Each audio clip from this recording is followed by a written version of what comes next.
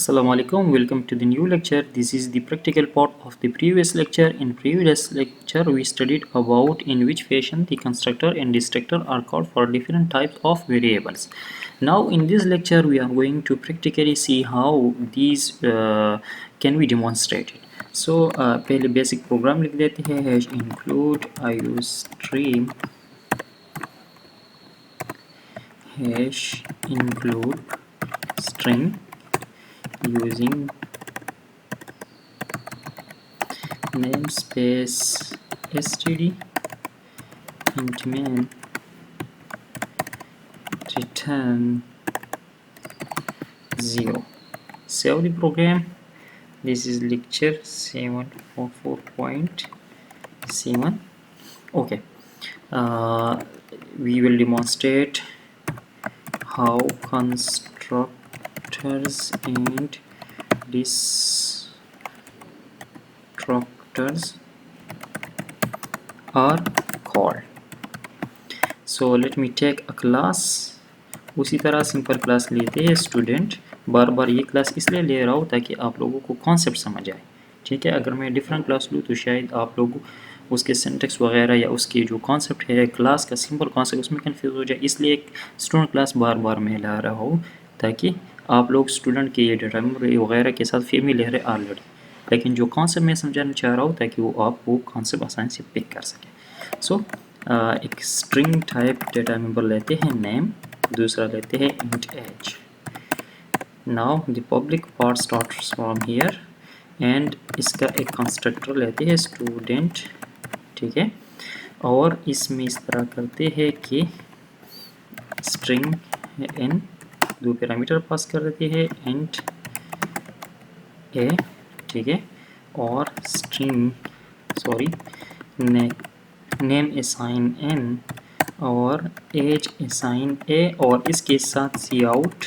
यहाँ अपने लिए एक स्टेटमेंट प्रिंट करते हैं ताकि हमें पता चल जाए कि हाँ कंस्ट्रक्टर कॉल हो गया. ठीक है, सो यहाँ लिखते हैं for example data members initialised using the constructor. ठीक है, ओके, तो जब भी कंस्ट्रक्टर कॉल होगा हमें ये मैसेज मिलेगा. ठीक, दूसरा वही गेट फंक्शन कॉल करते हैं. So white get student. This is just a convention that the first character will be small of the first word and every word will have first character capital in the name. ठीक है, just convention है, आप किसी different तरीके से भी इसको लिख सकते हैं. So cout name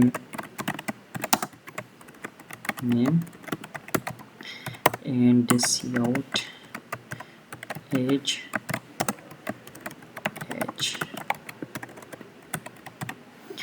Now let us write the destructor. So we start from tilde sign, then the name of the destructor will be same as the name of the class.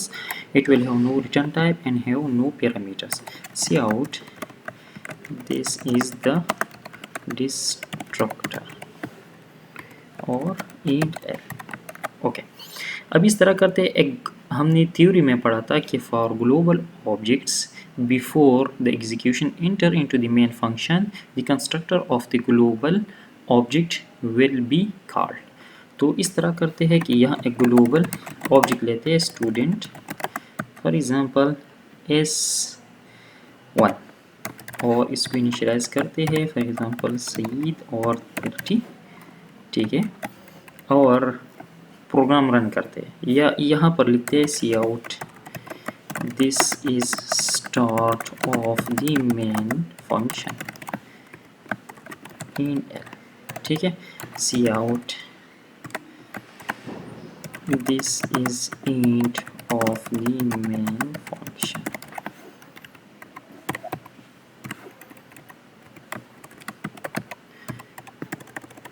in L, और यहाँ s1 dot get student. Sorry, this is s1.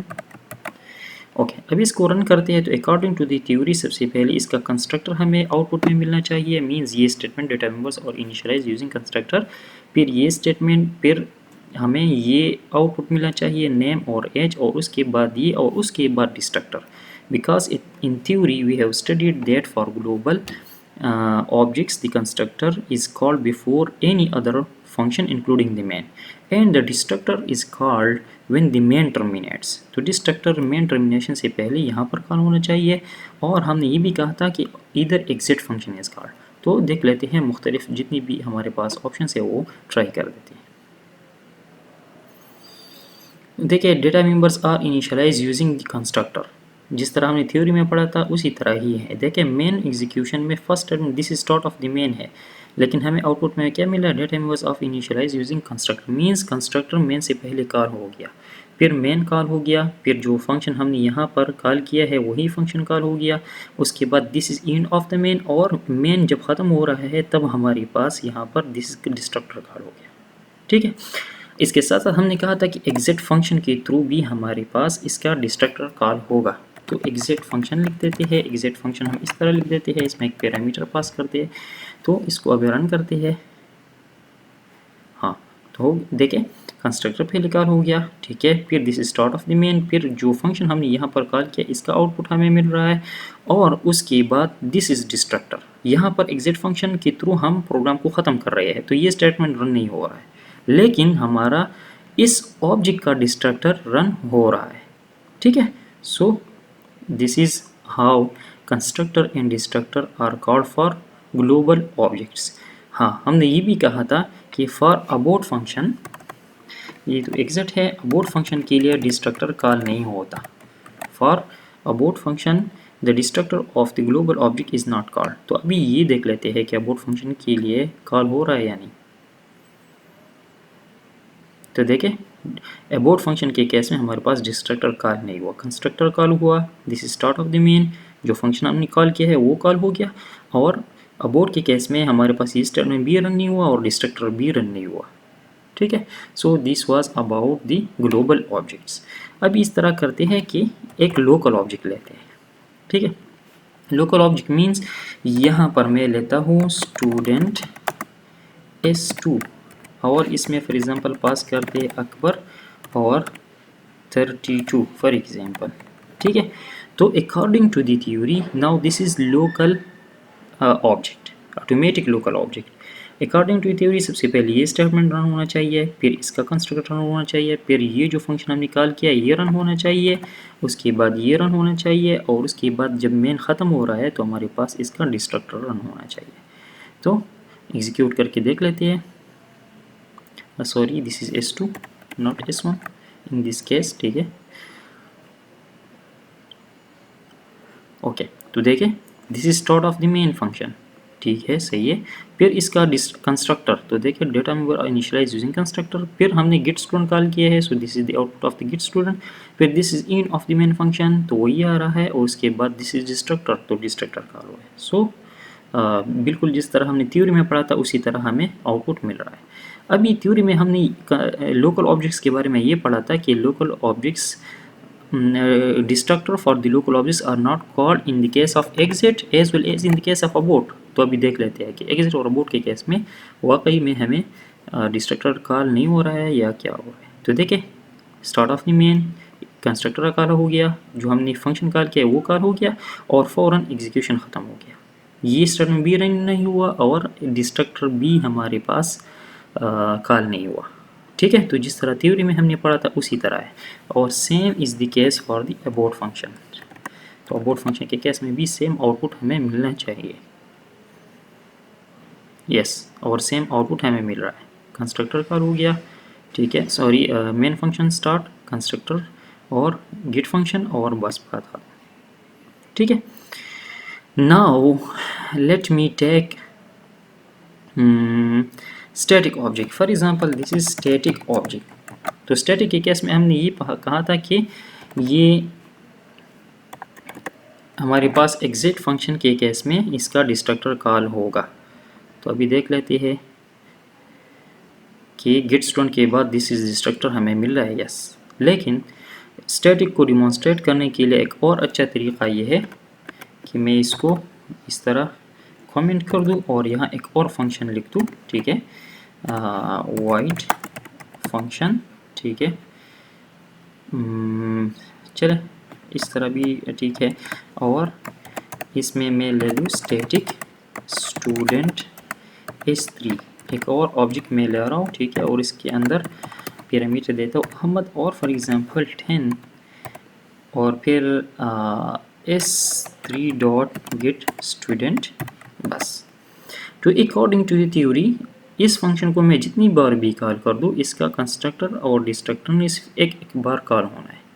तो यहाँ पर इस तरह करता हूँ कि यहाँ पर इस फंक्शन को मैं कॉल करता हूँ दिस इज़ func, ठीक है। इसको मैं यहाँ भी कॉल करता हूँ और फॉर एग्ज़ाम्पल दोबारा यहाँ पर एक स्टेटमेंट लिखता हूँ, for example now call this the function again, दोबारा इस फंक्शन को कॉल करेंगे। तो हम देखेंगे, देखिए इस फंक्शन को हम 2 बार कॉल करते हैं, ठीक है। और यहाँ हमने इस स्टेटमेंट को ऑब्जेक्ट को हम क्रिएट कर रहे हैं तो 2 बार क्रिएट होना चाहिए अगर हमारे पास ये ऑटोमेटिक ऑब्जेक्ट हो, लेकिन ये स्टैटिक है तो 1 बार क्रिएट होगा। जितनी बार भी हम इसको कॉल कर दें लेकिन 1 बार क्रिएट होगा। इसको रन कर दें तो देखें सबसे पहले ये स्टेटमेंट रन हो रहा है, this is start of the main, तो हमें ये मिल रहा है। फिर यहाँ पर हमने फंक्शन कॉल किया है, जब फंक्शन कॉल किया है तो कंट्रोल यहाँ पर आ रहा है, ठीक है। यहाँ पर फिर हमने इस ऑब्जेक्ट को क्रिएट किया है, फर्स्ट टाइम ये स्टेटमेंट रन हुआ है तो इसका कंस्ट्रक्टर कॉल होगा और कॉल हो रहा है। फिर हमने गेट स्टूडेंट कॉल किया है तो गेट स्टूडेंट का आउटपुट मिल रहा है। फिर हमारे पास स्टैटिक के केस में यहाँ इसका लाइफ टाइम इसके स्कोप तक लिमिटेड नहीं होता, थ्रू आउट द फाइल होता है, तो इसका डिस्ट्रक्टर कॉल नहीं होना चाहिए और नहीं हुआ है, ठीक है। कंट्रोल यहाँ से जंप करता है, यहाँ पर आता है now call the function again, तो हमें वही स्टेटमेंट मिल रहा है, देखें now call the function again. और उसके बाद हमने फंक्शन को दोबारा कॉल किया है तो दोबारा कंट्रोल यहाँ पर आ रहा है, लेकिन चूंकि ये हमारे पास स्टैटिक ऑब्जेक्ट है तो ये इसका कंस्ट्रक्टर दोबारा कॉल नहीं होगा because this object is already life in the memory में ऑलरेडी ये एग्जिस्ट कर रहा है, तो इसका कंस्ट्रक्टर दोबारा कॉल नहीं होगा। और यहाँ आप देख सकते हैं कि दोबारा इसका कंस्ट्रक्टर कॉल नहीं हुआ है, यहाँ सिर्फ 1 बार कॉल हुआ है, ठीक है। इसके बाद हमने गेट स्टूडेंट कॉल किया है तो गेट स्टूडेंट का हमें आउटपुट मिल रहा है। और इसके बाद देखें हमारे पास कोई और स्टेटमेंट नहीं है, this is end of the main function और फंक्शन एंड हो रहा है, so this is end of the main function और this is the destructor because the main function terminate, main function ख़त्म हो रहा है तो तब हमारे पास स्टैटिक का डिस्ट्रक्टर कॉल होगा। या हमने कहा था कि एग्जिट के केस में भी हमारे पास स्टैटिक का डिस्ट्रक्टर कॉल होगा, तो अभी इसको रन करके देख लेते हैं। तो इसका डिस्ट्रक्टर इस केस में भी रन होना चाहिए। तो देखें जब हमने दोबारा कॉल कर दिया कॉल फंक्शन अगेन और हमें आउटपुट मिल गया, फिर यहाँ पर हमने एग्जिट किया है तो हमें फ़ौरन मिला है दिस इज डिस्ट्रक्टर और बाकी स्टेटमेंट इग्नोर हो रहा है क्योंकि हम प्रोग्राम को एग्जिट कर रही है, ठीक है। तो जो हमने थ्योरी में पढ़ा था उसी तरह है। और हमने ये भी थ्योरी में पढ़ा था कि अबॉर्ट फंक्शन के थ्रू इसका डिस्ट्रक्टर कॉल नहीं होगा। तो अभी ये भी देख लेते हैं, रन कर देते हैं प्रोग्राम को। हाँ देखें नाउ कॉल अगेन, तो कॉल अगेन हो गया, फिर फंक्शन निकाल कर दिया, उसके अंदर गेट फंक्शन है तो गेट कॉल हो गया। और अबॉर्ट, तो अबॉर्ट के बाद न डिस्ट्रक्टर कॉल होगा न कोई और स्टेटमेंट। सो यस हमारे पास हमें वही आउटपुट मिल रहा है जो एक्सपेक्टेड है, ठीक है।